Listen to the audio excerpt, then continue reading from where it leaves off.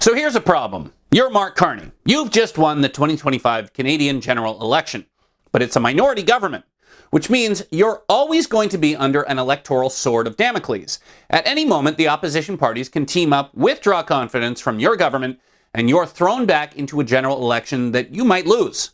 So what if you convinced some of those opposition members to join your team?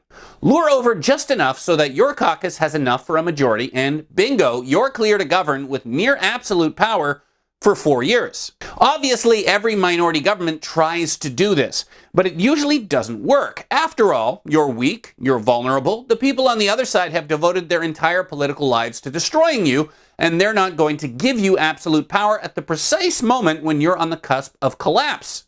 But not this time.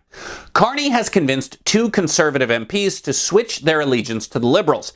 Some may have just joined our party. Some, like literally, just joined our party. And he's promised more are on their way. And if you're cynical about politics, these are not helping. Both of the floor crossers were publicly issuing anti-liberal talking points mere days before joining the Liberals. The Liberals have issued both the Temporary Foreign Worker Program and the International Mobility Program as a business model to keep wages artificially low, to keep paper profits high, and to price Canadians out of the job market. The interventionist red Liberals picked their winners, and they have chosen to give a discretionary government subsidy to unproductive rentier businesses that can only function on the modern equivalent of slave labor. And now, after 6 months under a new Prime Minister who promised financial discipline, Canadians are still waiting. He said he'd be judged by the cost at the grocery store.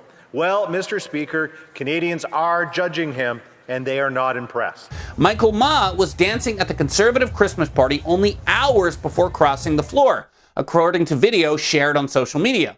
Here he is posing with Conservative leader Pierre Poilievre the day before he joins the Liberals.